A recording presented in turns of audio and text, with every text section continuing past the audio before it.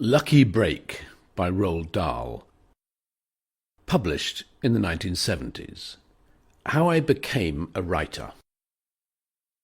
A fiction writer is a person who invents stories. But how does one start out on a job like this? How does one become a full-time professional fiction writer? Charles Dickens found it easy. At the age of 24, he simply sat down and wrote Pickwick Papers, which became an immediate bestseller. But Dickens was a genius, and geniuses are different from the rest of us. In this century, it was not always so in the last one, just about every single writer who has finally become successful in the world of fiction has started out in some other job. A schoolteacher, perhaps, or a doctor, or a journalist, or a lawyer. Alice in Wonderland was written by a mathematician, and The Wind in the Willows by a civil servant. The first attempts at writing have therefore always had to be done in spare time, usually at night. The reason for this is obvious. When you are adult, it is necessary to earn a living. To earn a living, you must get a job. You must, if possible, get a job that guarantees you so much money a week. But however much you may want to take up fiction writing as a career, it would be pointless to go along to a publisher and say, "I want a job as a fiction writer." If you did that, he would tell you to buzz off and write the first book. And even if you brought a finished book to him and he liked it well enough to publish it, he still wouldn't give you a job. He would give you an advance of perhaps £500, which he would get back again later by deducting it from your royalties. A royalty, by the way, is the money that a writer gets from the publisher for each copy of his book that is sold. The average royalty a writer gets is 10% of the price of the book itself in the bookshop. Thus, for a book selling at £4, the writer would get 40p. For a paperback selling at 50p, he would get 5p. It is very common for a hopeful fiction writer to spend 2 years of his spare time writing a book which no publisher will publish. For that he gets nothing at all, except a sense of frustration. If he is fortunate enough to have a book accepted by a publisher, the odds are that as a first novel it will in the end sell only about 3,000 copies. That will earn him maybe £1,000. Most novels take at least 1 year to write, and £1,000 a year is not enough to live on these days. So you can see why a budding fiction writer invariably has to start out in another job first of all. If he doesn't, he will almost certainly starve. Here are some of the qualities you should possess, or should try to acquire, if you wish to become a fiction writer. 1. You should have a lively imagination. 2. You should be able to write well. By that, I mean you should be able to make a scene come alive in the reader's mind. Not everybody has this ability. It is a gift, and you either have it or you don't. 3. You must have stamina. In other words, you must be able to stick to what you are doing and never give up, for hour after hour, day after day, week after week, and month after month. 4.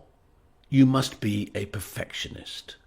That means you must never be satisfied with what you have written until you have rewritten it again and again, making it as good as you possibly can. 5. You must have strong self-discipline. You are working alone. No one is employing you. No one is around to give you the sack if you don't turn up for work, or to tick you off if you start slacking. 6. It helps a lot if you have a keen sense of humour.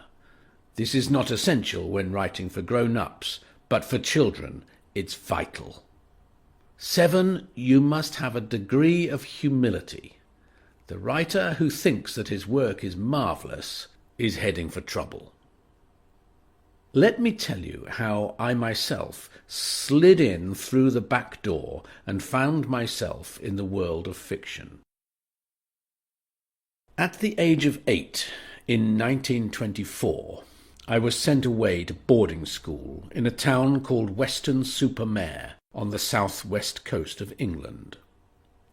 Those were days of horror, of fierce discipline, of no talking in the dormitories, no running in the corridors, no untidiness of any sort, no this or that or the other, just rules and still more rules that had to be obeyed. And the fear of the dreaded cane hung over us like the fear of death all the time. The headmaster wants to see you in his study. Words of doom. They sent shivers over the skin of your stomach. But off you went, aged perhaps 9 years old, down the long, bleak corridors and through an archway that took you into the headmaster's private area, where only horrible things happened, and the smell of pipe tobacco hung in the air like incense. You stood outside the awful black door, not daring even to knock. You took deep breaths. If only your mother were here, you told yourself, she would not let this happen. She wasn't here. You were alone.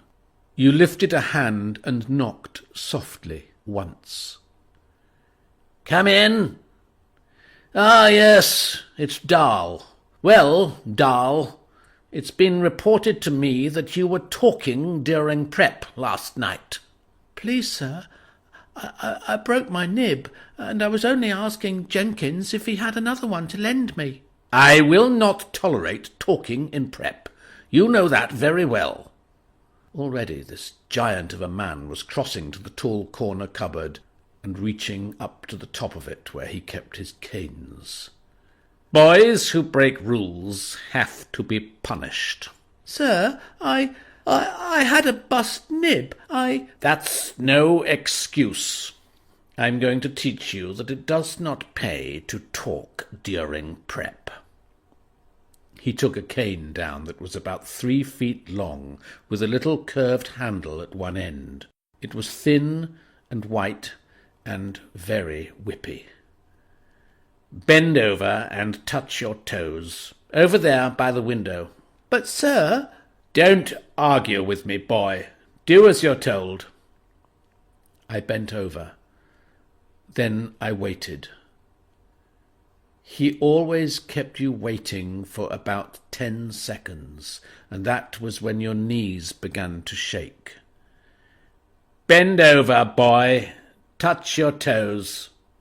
I stared at the toe caps of my black shoes, and I told myself that at any moment now this man was going to bash the cane into me so hard that the whole of my bottom would change colour. The welts were always very long, stretching right across both buttocks, blue-black with brilliant scarlet edges, and when you ran your fingers over them ever so gently afterwards, you could feel the corrugations. Swish! Crack! Then came the pain. It was unbelievable, unbearable, excruciating. It was as though someone had laid a white-hot poker across your backside and pressed hard.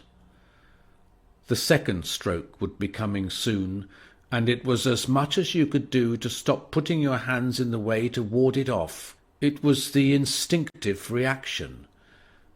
But if you did that, it would break your fingers. Swish! Crack! The second one landed right alongside the first, and the white-hot poker was pressing deeper and deeper into the skin. Swish! Crack! The third stroke was where the pain always reached its peak. It could go no further. There was no way it could get any worse. Any more strokes after that simply prolonged the agony. You tried not to cry out.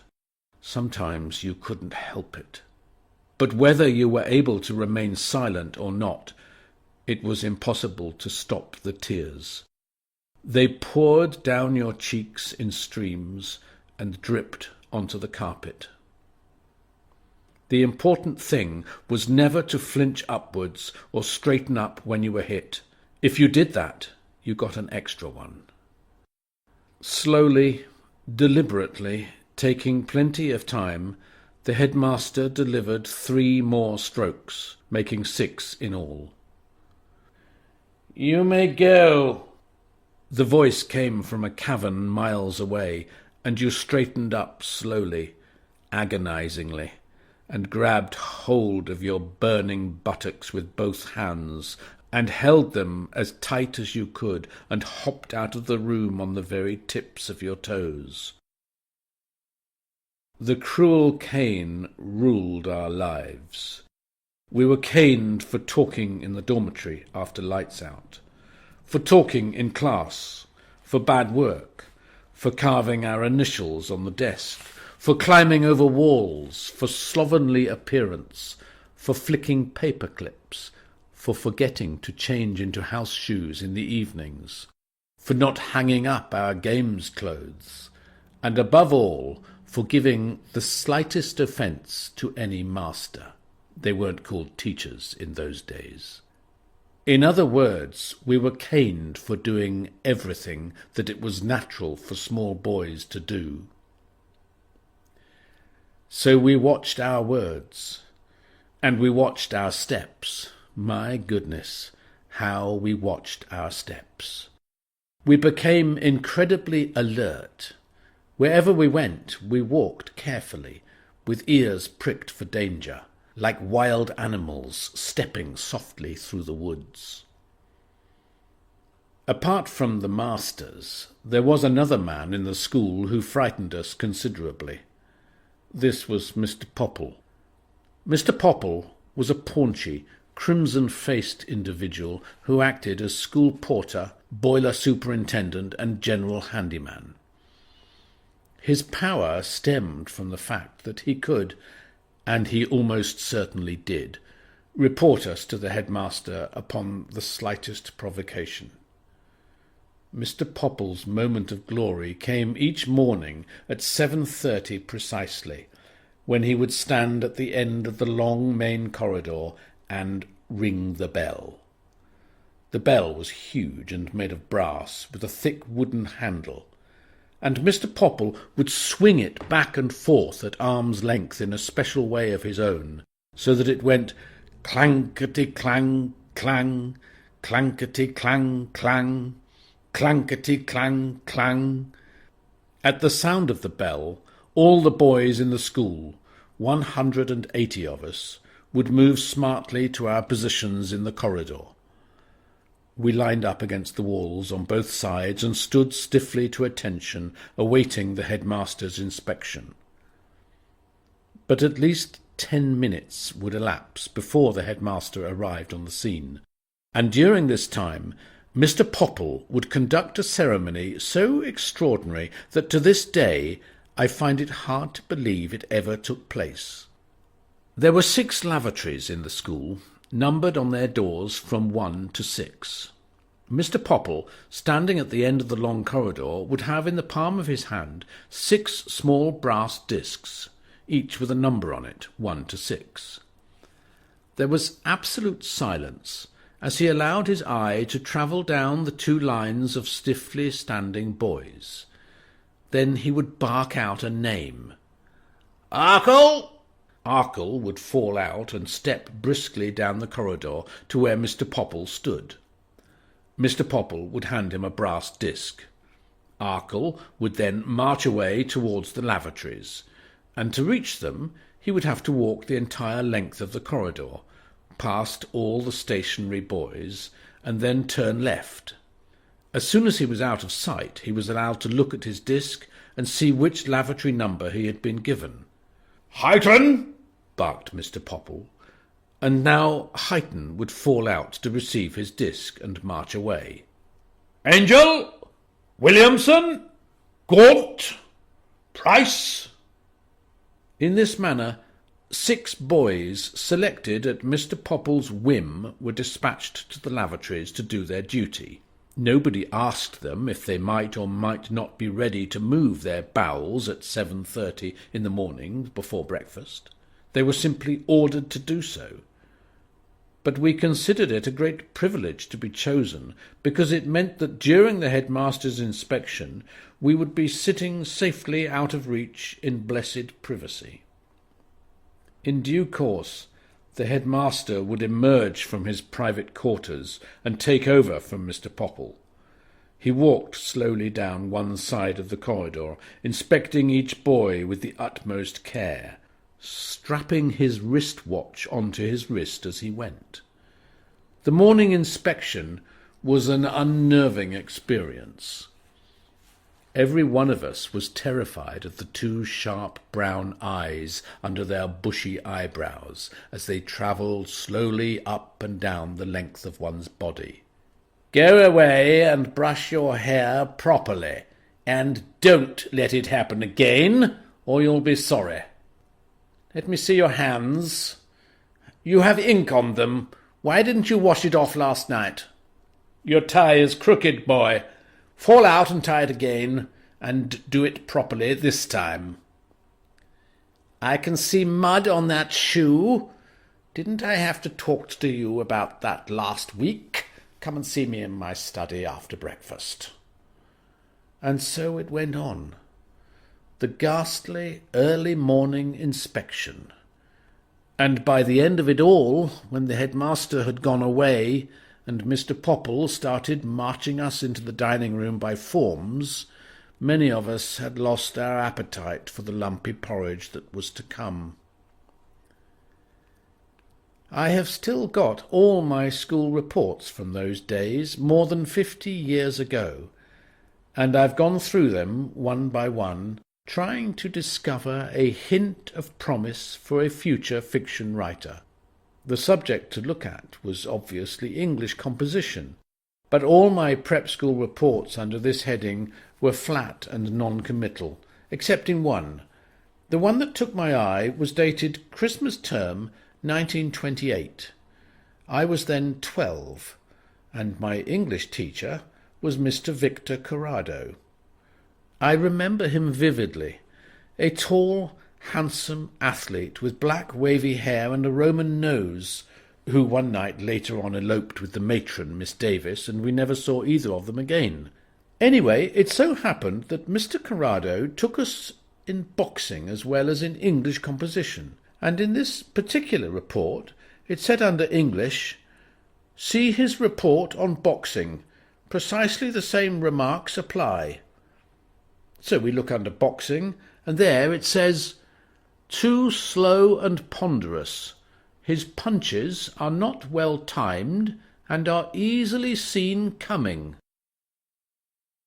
But just once a week at this school, every Saturday morning, every beautiful and blessed Saturday morning, all the shivering horrors would disappear, and for 2 glorious hours I would experience something that came very close to ecstasy. Unfortunately, this did not happen until one was 10 years old, but no matter. Let me try to tell you what it was. At exactly 10:30 on Saturday mornings, Mr. Popple's infernal bell would go clangety-clang-clang. This was a signal for the following to take place. First, all boys of 9 and under, about 70 all told, would proceed at once to the large outdoor asphalt playground behind the main building. Standing on the playground, with legs apart and arms folded across her mountainous bosom, was Miss Davis the matron. If it was raining, the boys were expected to arrive in raincoats. If snowing or blowing a blizzard, then it was coats and scarves. And school caps, of course. Grey, with a red badge on the front, had always to be worn. But no act of God, neither tornado nor hurricane nor volcanic eruption was ever allowed to stop those ghastly 2-hour Saturday morning walks that the 7, 8 and 9-year-old boys had to take along the windy esplanades of Weston-super-Mare on Saturday mornings. They walked in crocodile formation, 2 by 2, with Miss Davis striding alongside in tweed skirt and woollen stockings and a felt hat that must surely have been nibbled by rats. The other thing that happened when Mr. Pople's bell rang out on Saturday mornings was that the rest of the boys, all those of 10 and over, about 100 all told, would go immediately to the main assembly hall and sit down. A junior master called S.K. Jopp would then poke his head round the door and shout at us with such ferocity that specks of spit would fly from his mouth like bullets and splash against the window panes across the room. "All right," he shouted. "No talking, no moving, eyes front and hands on desks." Then out he would pop again. We sat still and waited. We were waiting for the lovely time we knew would be coming soon. Outside on the driveway we heard the motor cars being started up. All were ancient. All had to be cranked by hand. The year, don't forget, was around 1927-28. This was a Saturday morning ritual. There were 5 cars in all, and into them would pile the entire staff of 14 masters, including not only the headmaster himself, but also the purple-faced Mr. Popple. Then off they would roar in a cloud of blue smoke and come to rest outside the pub called, if I remember rightly, the Bewhiskered Earl. There they would remain until just before lunch, drinking pint after pint of strong brown ale. And 2.5 hours later, at 1 o'clock, we would watch them coming back, walking very carefully into the dining room for lunch, holding on to things as they went. So much for the masters. But what of us? The great mass of 10, 11 and 12-year-olds left sitting in the assembly hall in a school that was suddenly without a single adult in the entire place. We knew, of course, exactly what was going to happen next. Within a minute of the departure of the masters, we would hear the front door opening and footsteps outside, and then, with a flurry of loose clothes and jangling bracelets and flying hair, a woman would burst into the room shouting, "Hello, everybody! Cheer up! This isn't a burial service," or words to that effect. And this was Mrs. O'Connor. Blessed, beautiful Mrs. O'Connor, with her wacky clothes and her grey hair flying in all directions. She was about 50 years old, with a horsey face and long yellow teeth, but to us she was beautiful. She was not on the staff. She was hired from somewhere in the town to come up on Saturday mornings and be a sort of babysitter, to keep us quiet for 2.5 hours while the masters went off boozing at the pub. But Mrs. O'Connor was no babysitter. She was nothing less than a great and gifted teacher, a scholar and a lover of English literature.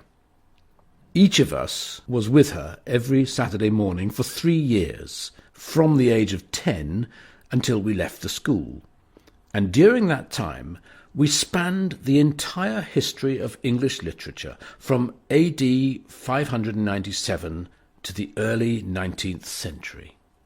Newcomers to the class were given for keeps a slim blue book called simply The Chronological Table, and it contained only 6 pages. Those 6 pages were filled with a very long list in chronological order of all the great and not so great landmarks in English literature, together with their dates. Exactly 100 of these were chosen by Mrs. O'Connor, and we marked them in our books and learned them by heart. Here are a few that I still remember. AD 597. St. Augustine lands in Thanet and brings Christianity to Britain. 731. Bede's Ecclesiastical History. 1215. Signing of the Magna Carta. 1399. Langland's Vision of Piers Plowman. 1476. Caxton sets up first printing press at Westminster. 1478. Chaucer's Canterbury Tales. 1485. Malory's Morte d'Arthur. 1590. Spenser's Faerie Queene. 1623. First Folio of Shakespeare. 1667. Milton's Paradise Lost. 1668. Dryden's Essays. 1678. Bunyan's Pilgrim's Progress. 1711. Addison's Spectator. 1719. Defoe's Robinson Crusoe. 1726. Swift's Gulliver's Travels. 1733. Pope's Essay on Man. 1755. Johnson's Dictionary. 1791. Boswell's Life of Johnson. 1833. Carlyle's Sartor Resartus.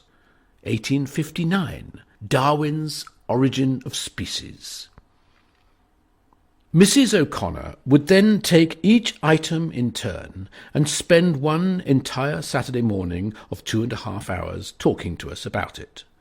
Thus, at the end of 3 years, with approximately 36 Saturdays in each school year, she would have covered the 100 items.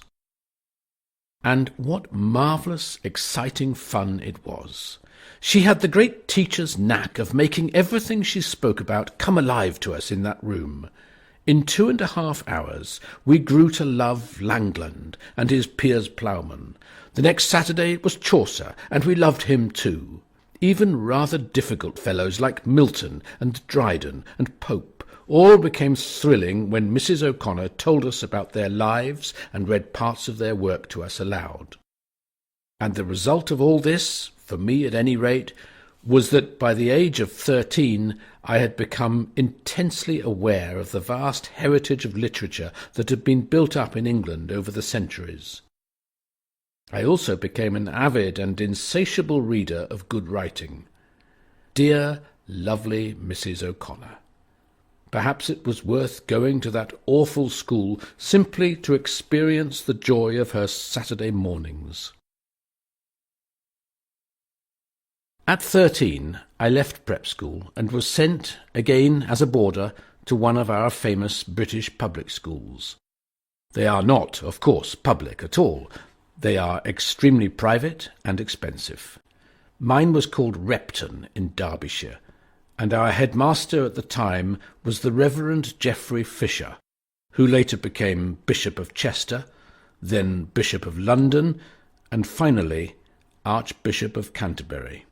In his last job, he crowned Queen Elizabeth II in Westminster Abbey. The clothes we had to wear at this school made us look like assistants in a funeral parlour. The jacket was black, with a cutaway front and long tails hanging down behind that came below the backs of the knees. The trousers were black, with thin grey stripes. The shoes were black. There was a black waistcoat with 11 buttons to do up every morning. The tie was black. Then there was a stiff, starched white butterfly collar and a white shirt. To top it all off, the final ludicrous touch was a straw hat that had to be worn at all times out of doors except when playing games. And because the hats got soggy in the rain, we carried umbrellas for bad weather. You can imagine what I felt like in this fancy dress when my mother took me at the age of 13 to the train in London at the beginning of my first term. She kissed me good-bye, and off I went.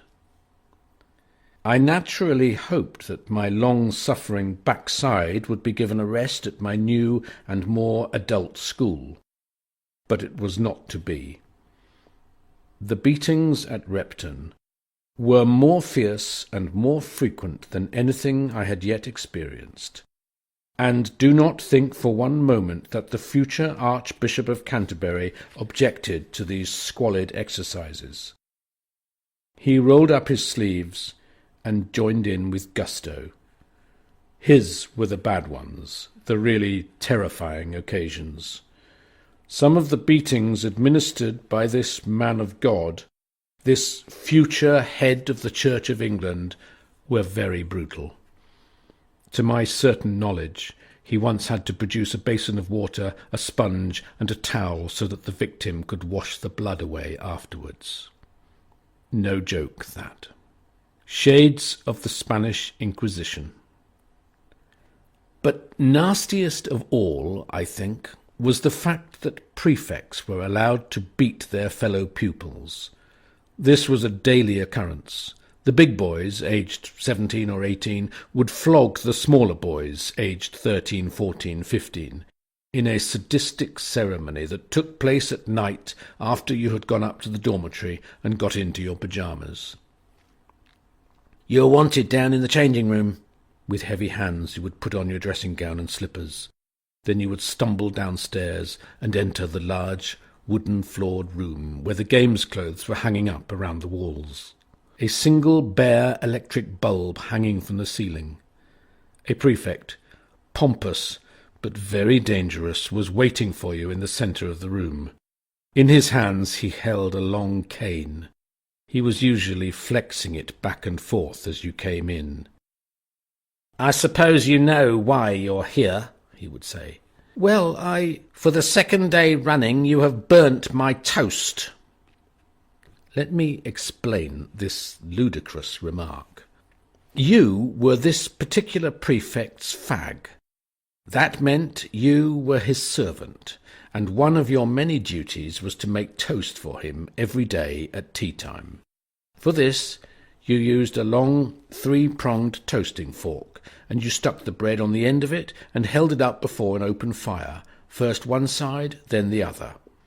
But the only fire where toasting was allowed was in the library, and as tea-time approached, there were never less than a dozen wretched fags all jostling for position in front of the tiny grate. I was no good at this.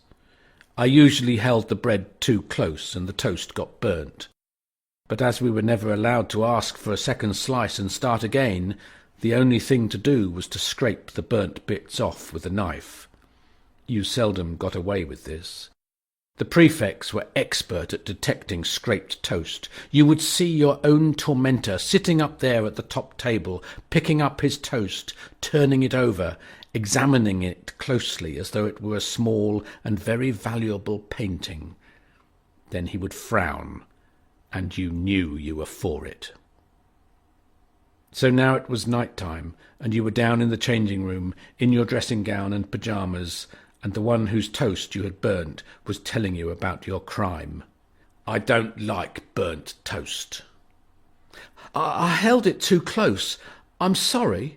"Which do you want? 4 with the dressing-gown on, or 3 with it off?" "4 with it on," I said. It was traditional to ask this question. The victim was always given a choice. But my own dressing-gown was made of thick brown camel hair, and there was never any question in my mind that this was the better choice. To be beaten in pyjamas only was a very painful experience, and your skin nearly always got broken. But my dressing-gown stopped that from happening. The prefect knew, of course, all about this, and therefore, whenever you chose to take an extra stroke and kept the dressing-gown on, he beat you with every ounce of his strength. Sometimes he would take a little run, 3 or 4 neat steps on his toes to gain momentum and thrust. But either way, it was a savage business. In the old days, when a man was about to be hanged, a silence would fall upon the whole prison, and the other prisoners would sit very quietly in their cells until the deed had been done. Much the same thing happened at school when a beating was taking place. Upstairs in the dormitories, the boys would sit in silence on their beds in sympathy for the victim, and through the silence, from down below in the changing room, would come the crack of each stroke as it was delivered.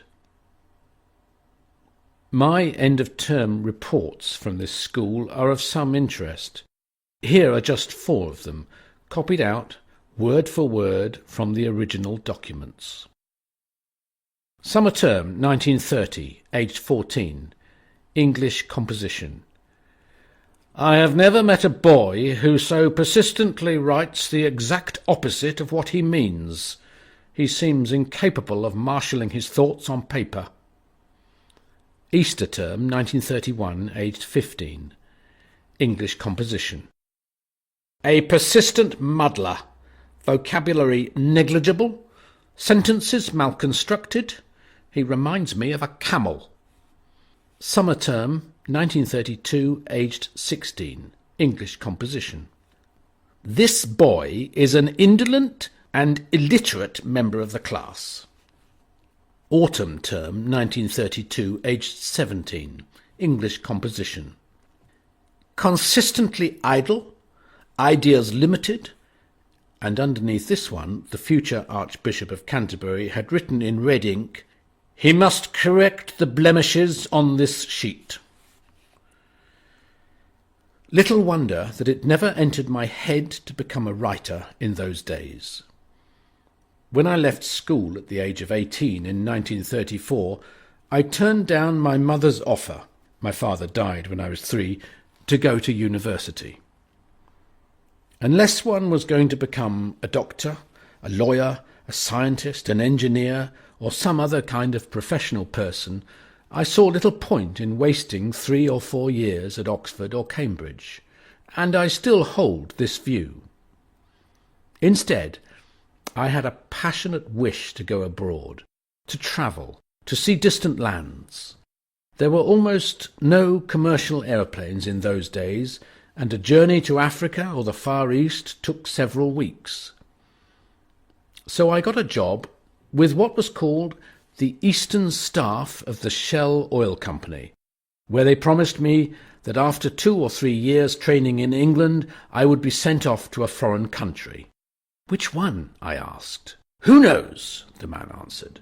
"It depends where there is a vacancy when you reach the top of the list. It could be Egypt, or China, or India, or almost anywhere in the world." That sounded like fun. It was. When my turn came to be posted abroad 3 years later, I was told it would be East Africa. Tropical suits were ordered, and my mother helped me pack my trunk. My tour of duty was for 3 years in Africa. Then I would be allowed home on leave for 6 months. I was now 21 years old and setting out for far-away places. I felt great. I boarded the ship at London docks, and off she sailed. That journey took 2.5 weeks. We went through the Bay of Biscay and called in at Gibraltar. We headed down the Mediterranean by way of Malta, Naples and Port Said. We went through the Suez Canal and down the Red Sea, stopping at Port Sudan, then Aden. It was tremendously exciting. For the first time, I saw great sandy deserts and Arab soldiers mounted on camels, and palm trees with dates growing on them, and flying fish, and thousands of other marvellous things. Finally, we reached Mombasa in Kenya. At Mombasa, a man from the Shell Company came on board and told me I must transfer to a small coastal vessel and go to Dar es Salaam, the capital of Tanganyika, now Tanzania. And so to Dar es Salaam I went, stopping at Zanzibar on the way. For the next 2 years I worked for Shell in Tanzania, with my headquarters in Dar es Salaam. It was a fantastic life. The heat was intense, but who cared? Our dress was khaki shorts, an open shirt, and a topi on the head. I learned to speak Swahili. I drove up country, visiting diamond mines, sisal plantations, gold mines, and all the rest of it. There were giraffes, elephants, zebras, lions, and antelopes all over the place, and snakes as well, including the black mamba, which is the only snake in the world that will chase after you if it sees you. And if it catches you and bites you, you had better start saying your prayers. I learned to shake my mosquito boots upside down before putting them on in case there was a scorpion inside, and like everyone else, I got malaria and lay for 3 days with a temperature of 105.5. In September 1939, it became obvious that there was going to be a war with Hitler's Germany. Tanganyika, which only 20 years before had been called German East Africa, was still full of Germans. They were everywhere. They owned shops and mines and plantations all over the country. The moment war broke out, they would have to be rounded up. But we had no army to speak of in Tanganyika, only a few native soldiers known as askaris and a handful of officers. So all of us civilian men were made special reservists. I was given an armband and put in charge of 20 askaris. My little troop and I were ordered to block the road that led south out of Tanganyika into neutral Portuguese East Africa. This was an important job, for it was along that road that most of the Germans would try to escape when war was declared. I took my happy gang with their rifles and one machine gun and set up a roadblock in a place where the road passed through dense jungle, about 10 miles outside the town. We had a field telephone to headquarters which would tell us at once when war was declared. We settled down to wait. For 3 days we waited. And during the nights from all around us in the jungle came the sound of native drums, beating weird hypnotic rhythms. Once I wandered into the jungle in the dark and came across about 50 natives squatting in a circle around a fire. One man only was beating the drum. Some were dancing round the fire. The remainder were drinking something out of coconut shells. They welcomed me into their circle. They were lovely people. I could talk to them in their language. They gave me a shell filled with a thick, grey, intoxicating fluid made of fermented maize. It was called, if I remember rightly, pomba. I drank it. It was horrible. The next afternoon the field telephone rang, and a voice said, "We are at war with Germany." Within minutes, far away in the distance, I saw a line of cars throwing up clouds of dust heading our way, beating it for the neutral territory of Portuguese East Africa as fast as they could go. Ho, ho, I thought, we are going to have a little battle, and I called out to my 20 askaris to prepare themselves. But there was no battle. The Germans, who were after all only civilian townspeople, saw our machine gun and our rifles and quickly gave themselves up. Within an hour we had a couple of hundred of them on our hands. I felt rather sorry for them.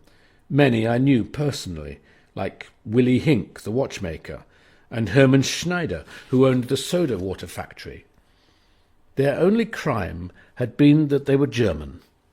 But this was war, and in the cool of the evening we marched them all back to Dar es Salaam, where they were put into a huge camp surrounded by barbed wire.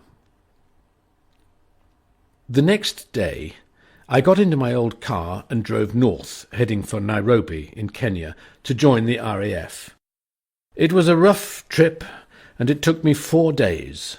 Bumpy jungle roads, wide rivers where the car had to be put onto a raft and pulled across by a ferryman hauling on a rope, long green snakes sliding across the road in front of the car.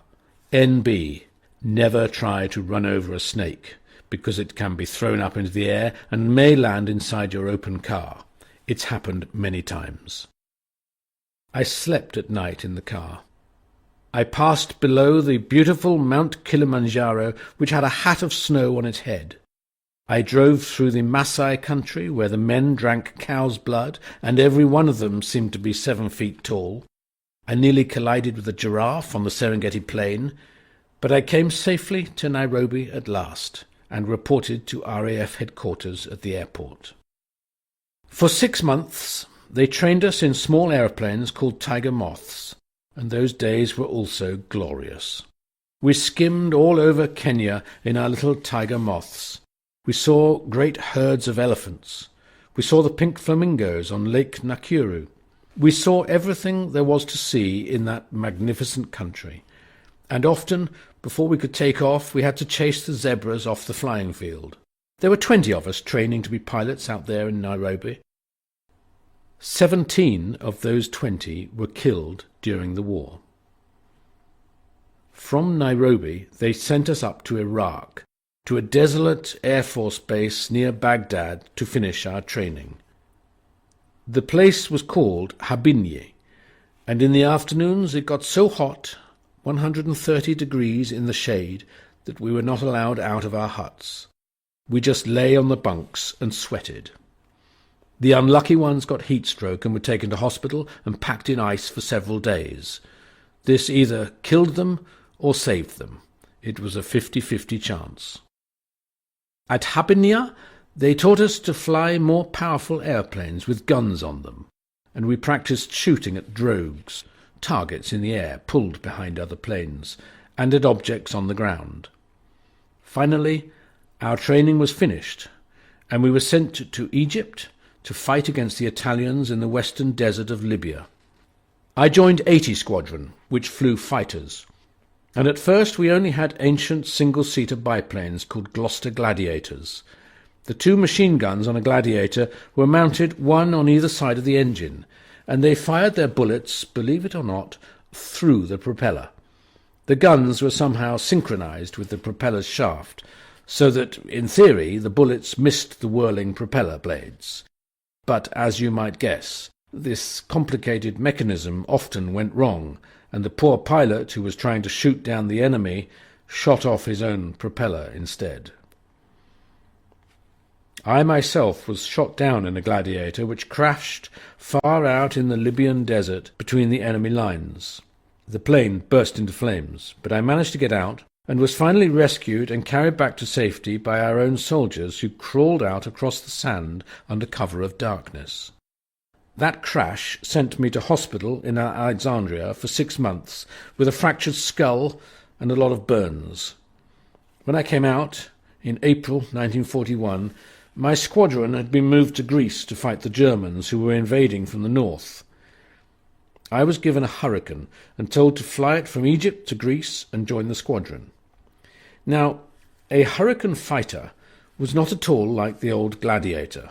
It had 8 Browning machine guns, 4 in each wing, and all 8 of them fired simultaneously when you pressed the small button on your joystick. It was a magnificent plane, but it had a range of only 2 hours flying time. The journey to Greece non-stop would take nearly 5 hours, always over the water. They put extra fuel tanks on the wings. They said I would make it. In the end, I did. But only just. When you are 6 feet 6 inches tall, as I am, it is no joke to be sitting crunched up in a tiny cockpit for 5 hours. In Greece, the RAF had a total of about 18 Hurricanes. The Germans had at least 1,000 airplanes to operate with. We had a hard time. We were driven from our airdrome outside Athens, Elivis, and flew for a while from a small secret landing strip further west, Menidi. The Germans soon found that one and bashed it to bits. So with the few planes we had left, we flew off to a tiny field, Argos, right down in the south of Greece, where we hid our Hurricanes under the olive trees when we weren't flying. But this couldn't last long. Soon we had only 5 Hurricanes left, and not many pilots still alive. Those 5 planes were flown to the island of Crete. The Germans captured Crete. Some of us escaped. I was one of the lucky ones. I finished up back in Egypt. The squadron was reformed and re-equipped with Hurricanes. We were sent off to Haifa, which was then in Palestine, now Israel, where we fought the Germans again, and the Vichy French in Lebanon and Syria. At that point, my old head injuries caught up with me. Severe headaches compelled me to stop flying. I was invalided back to England and sailed on a troop ship from Suez to Durban, to Cape Town, to Lagos, to Liverpool, chased by German submarines in the Atlantic and bombed by long-range Fokker-Wulf aircraft every day of the last week of the voyage. I had been away from home for 4 years. My mother, bombed out of her own house in Kent during the Battle of Britain, and now living in a small thatched cottage in Buckinghamshire, was happy to see me. So were my 4 sisters and my brother. I was given a month's leave. Then suddenly I was told I was being sent to Washington, D.C. in the United States of America as Assistant Air Attaché. This was January 1942, and 1 month earlier the Japanese had bombed the American fleet in Pearl Harbor. So the United States was now in the war as well. I was 26 years old when I arrived in Washington, and I still had no thoughts of becoming a writer. During the morning of my 3rd day, I was sitting in my new office at the British Embassy and wondering what on earth I was meant to be doing when there was a knock on the door. "Come in?" A very small man with thick steel-rimmed spectacles shuffled shyly into the room. "Forgive me for bothering you," he said. "Well, you aren't bothering me at all," I answered. "I'm not doing a thing." He stood before me, looking very uncomfortable and out of place. I thought perhaps he was going to ask for a job. "My name," he said, "is Forrester.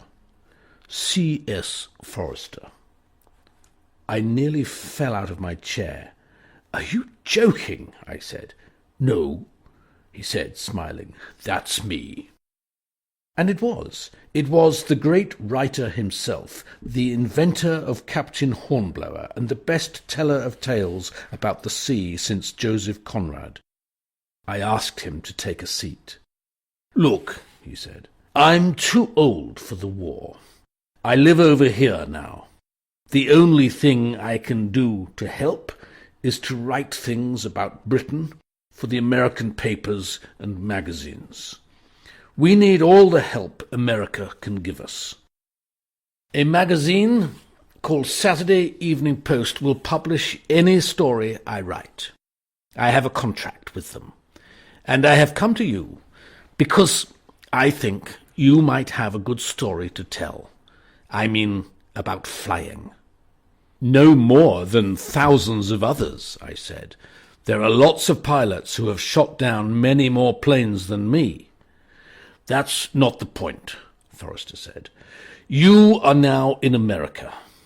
And because you have, as they say over here, been in combat, you are a rare bird on this side of the Atlantic. Don't forget they have only just entered the war." "Well, what do you want me to do?" I asked. "Come and have lunch with me," he said. "And while we're eating, you can tell me all about it. Tell me your most exciting adventure, and I'll write it up for the Sunday Evening Post. Every little bit helps." I was thrilled. I had never met a famous writer before. I examined him closely as he sat in my office. What astonished me was that he looked so ordinary. There was nothing in the least unusual about him. His face, his conversation, his eyes behind the spectacles, even his clothes were all exceedingly normal. And yet here was a writer of stories who was famous the world over. His books had been read by millions of people. I expected sparks to be shooting out of his head, or at the very least he should have been wearing a long green cloak and a floppy hat with a wide brim. But no. And it was then I began to realize, for the first time, that there are 2 distinct sides to a writer of fiction.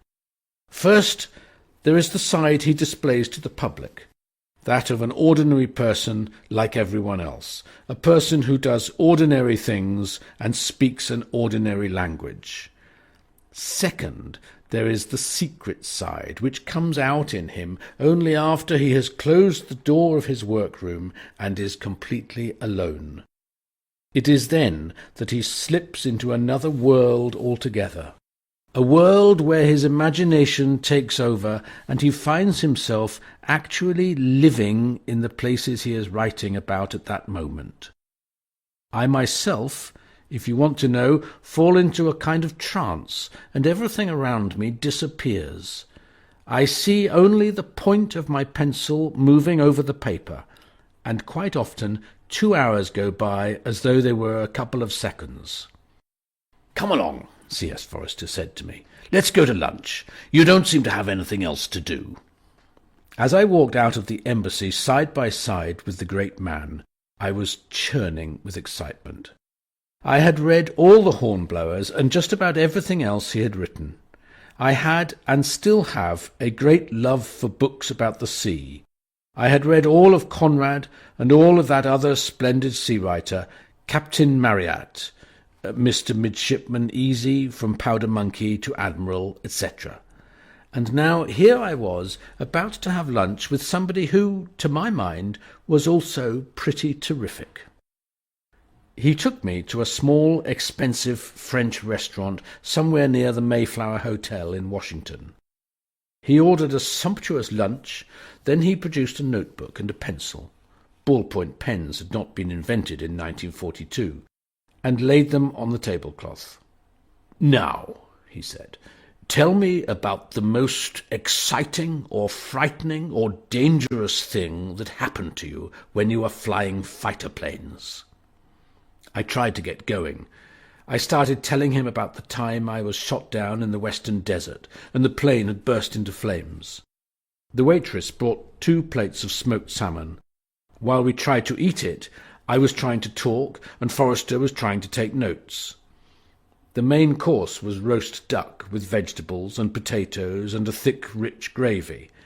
This was a dish that required one's full attention, as well as 2 hands. My narrative began to flounder. Forester kept putting down the pencil and picking up the fork, and vice versa. Things weren't going well, and apart from that, I have never been much good at telling stories aloud. "Look," I said, "if you like, I'll try to write down on paper what happened and send it to you.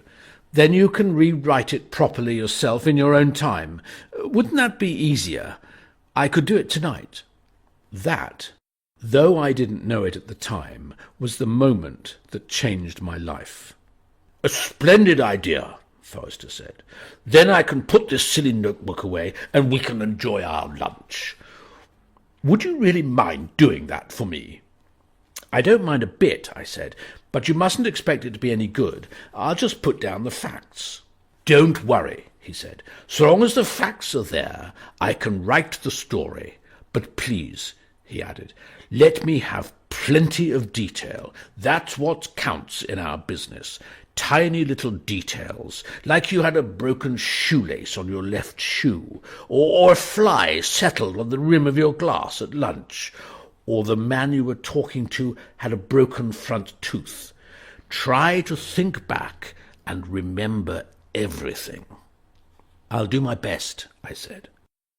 He gave me an address where I could send the story, and then we forgot all about it and finished our lunch at leisure.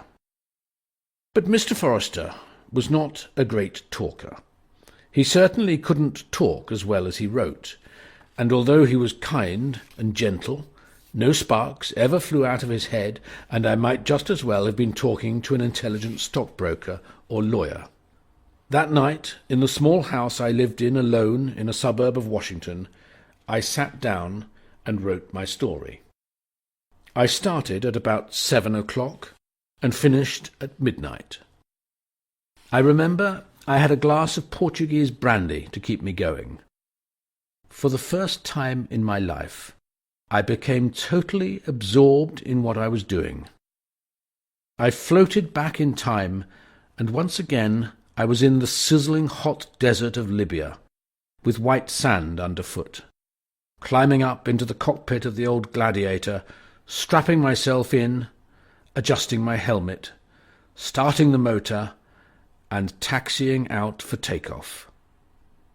It was astonishing how everything came back to me with absolute clarity. Writing it down on paper was not difficult. The story seemed to be telling itself, and the hand that held the pencil moved rapidly back and forth across each page. Just for fun, when it was finished, I gave it a title. I called it A Piece of Cake. The next day, somebody in the embassy typed it out for me, and I sent it off to Mr. Forrester. Then I forgot all about it. Exactly 2 weeks later, I received a reply from the great man. It said, "Dear R.D., you were meant to give me notes, not a finished story. I'm bowled over. Your piece is marvellous. It is the work of a gifted writer. I didn't touch a word of it. I sent it at once, under your name, to my agent, Harold Matson, asking him to offer it to the Saturday Evening Post with my personal recommendation. You will be happy to hear that the Post accepted it immediately and have paid $1,000. Mr. Matson's commission is 10%. I enclose his cheque for $900. It's all yours. As you will see from Mr. Matson's letter, which I also enclose, the Post is asking if you will write more stories for them.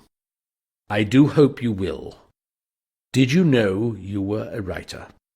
With my very best wishes and congratulations, C.S. Forrester." A Piece of Cake is printed at the end of this book. Well, I thought, my goodness me, $900, and they're going to print it. But surely it can't be as easy as all that. Oddly enough, it was. The next story I wrote was fiction. I made it up. Don't ask me why. And Mr. Matson sold that one too.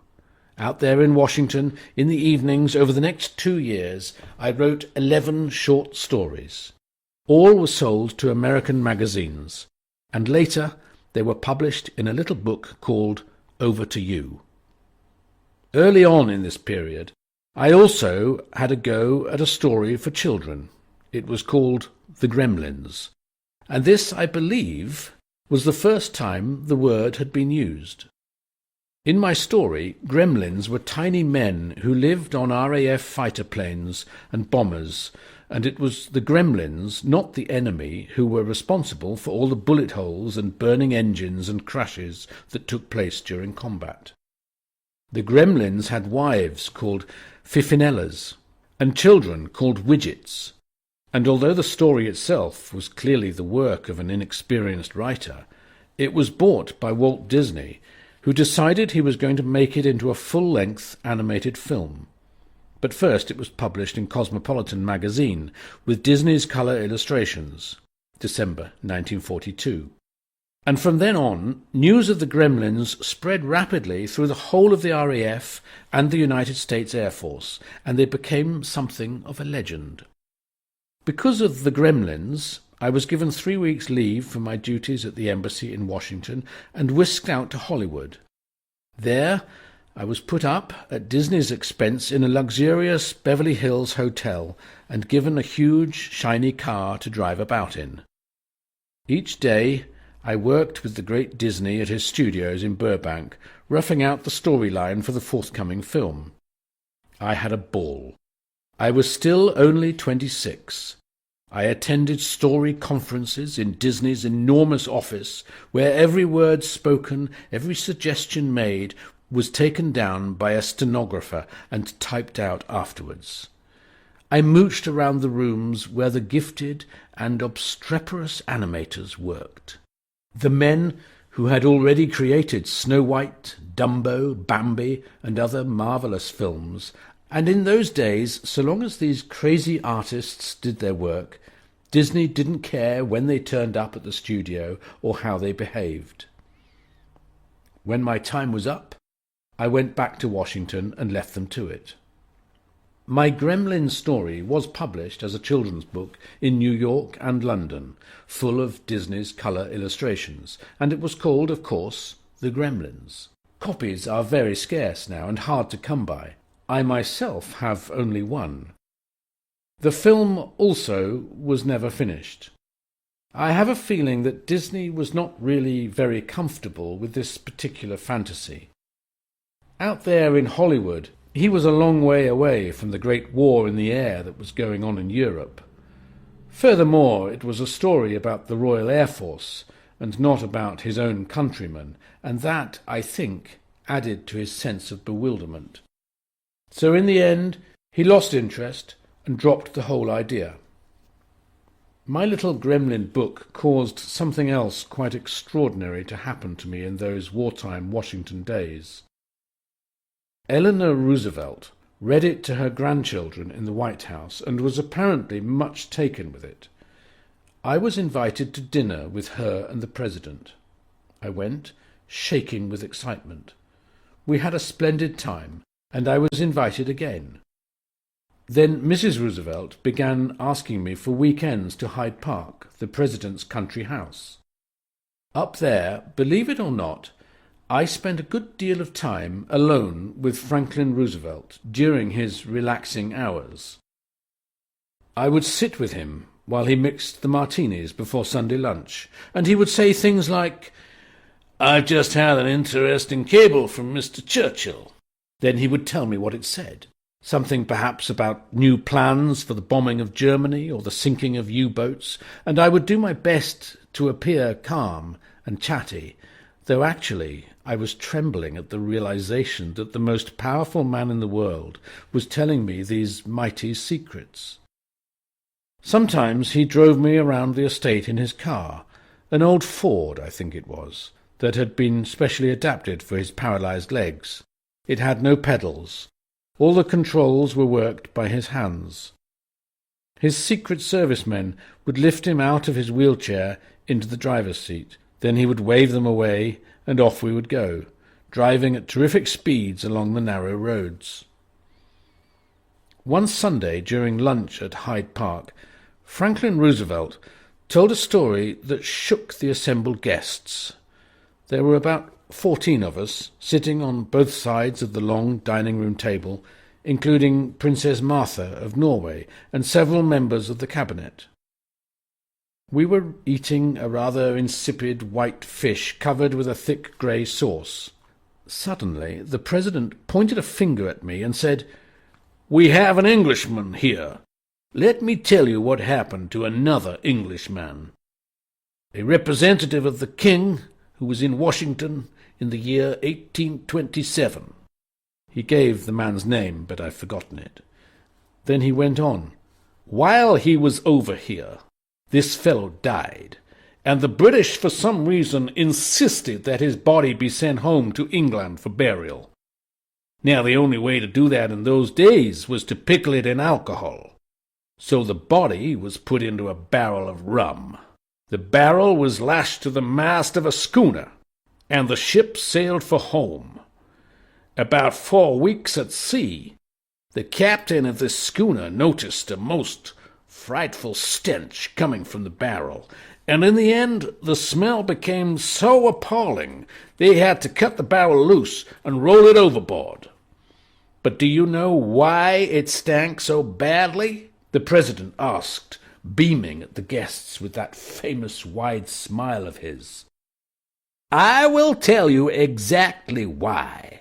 Some of the sailors had drilled a hole in the bottom of the barrel and had inserted a bung.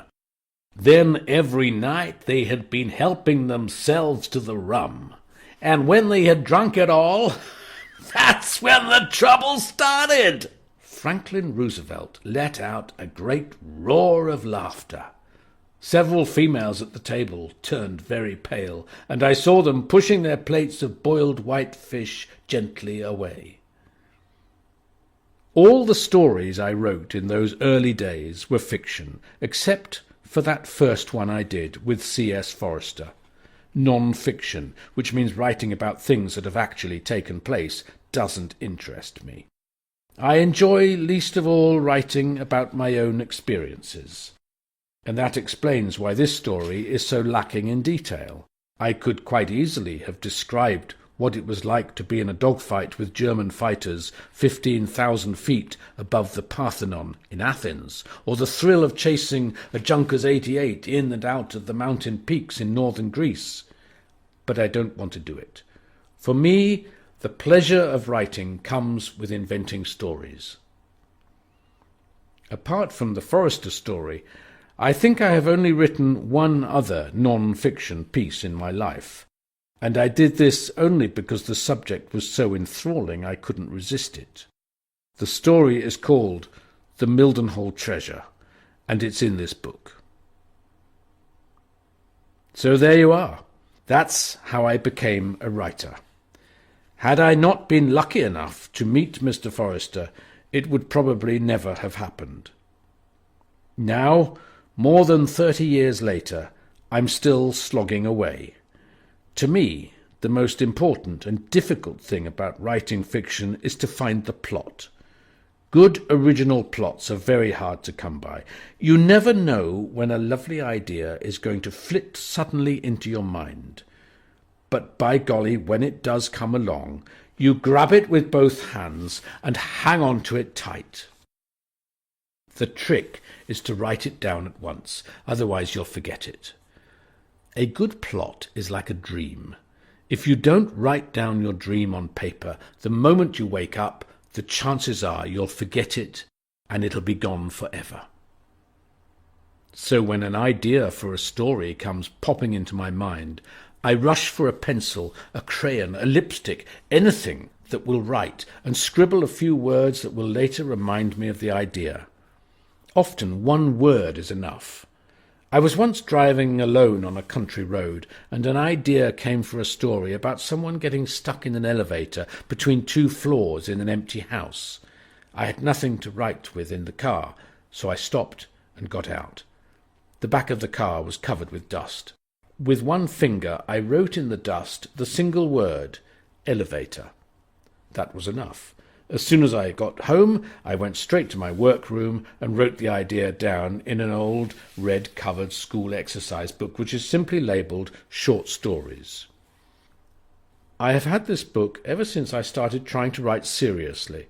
There are 98 pages in the book.